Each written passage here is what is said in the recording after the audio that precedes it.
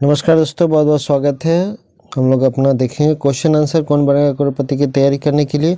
और एक न्यूज़ दे देता हूँ, ड्रीम हॉट सीट जो केबीसी की तैयारी करने के लिए है, इसमें है वॉल्यूम 1 और वॉल्यूम 2 8000 प्रश्नों का दोनों मिला करके वॉल्यूम 1 और वॉल्यूम 2 मिला कर 8000 से ज़्यादा प्रश्नों का कलेक्शन है।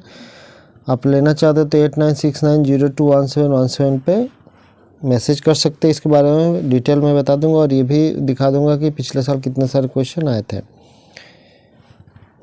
शुरू करते हैं। हम लोग का पहला प्रश्न, 24 नवंबर 1642 को किस यूरोपीय यात्री ने अपनी प्रथम यात्रा के बाद तस्मानिया द्वीप का नाम एंथोनीज वैन डीमेंसलैंड रखा था, जिसे बाद में वैन डीमेंसलैंड कहा जाता था?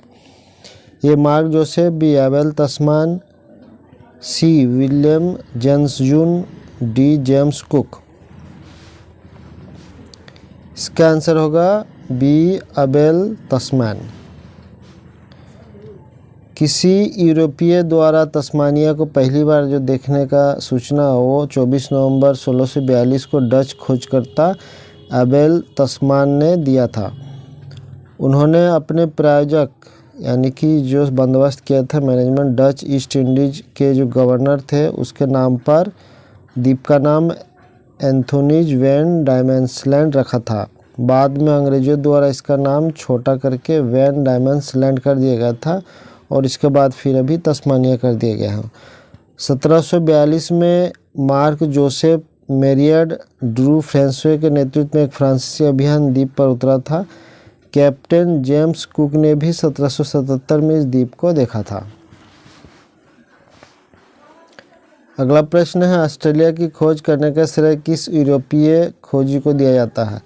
ये James Cook, B William James June, C William Dampier, D है लुइस वेस डे टोरेस। इसका आंसर है B William James June. William James June को सन 1606 में ऑस्ट्रेलिया की पहली अधिकृत यूरोपीय खोज का श्रेय दिया जाता है।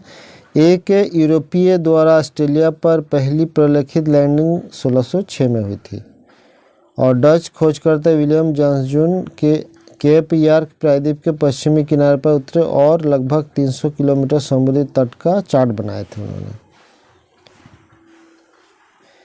तमिल सुपरस्टार थलापति विजय ने नई राजनीतिक पार्टी का ऐलान किया है, इसका नाम क्या है? ये तमिजगा वेत्री कजगम, बी पुनर्जागरण द्रमुक, सी प्रगतिशील द्रमिक कजगम, डी है तमिल नवजागरण। इसका आंसर होगा ए तमिजगा वेत्री कजगम। अगला प्रश्न है, इसरो ने GSLV F-14 रॉकेट से सैटेलाइट इनसेट 3DS को फरवरी 2024 में लॉन्च किया है। यह किस तरह का सैटेलाइट है? ए सैन्य खुफिया, बी मौसम विज्ञान, सी टेलीकम्युनिकेशन, डी भौगोलिक परीक्षण। इसका आंसर है बी मौसम विज्ञान। मौसम विज्ञान का सैटेलाइट है इनसेट 3DS। इसरो द्वारा निर्मित है मौसम विज्ञान का सैटेलाइट है और GSLV का मतलब geosynchronous satellite launch vehicle. 3DS का जो खासियत है, ये सैटेलाइट बेहतर मौसम संबंधी जो है लोकेशन देगा, ऑब्जर्वेशन देगा, मौसम की भविष्यवाणी समुद्र की सतह तक करेगा, निगरानी और अच्छा से चेतावनी जो है देगा। सैटेलाइट वर्तमान में संचालित इनसेट 3D और INSAT 3DR in orbit satellite के साथ मौसम संबंधी सेवा करेगा। इसरो ने किस रॉकेट का नाम नॉटी बॉय से बदलकर डिसिप्लिन बॉय कर दिया है?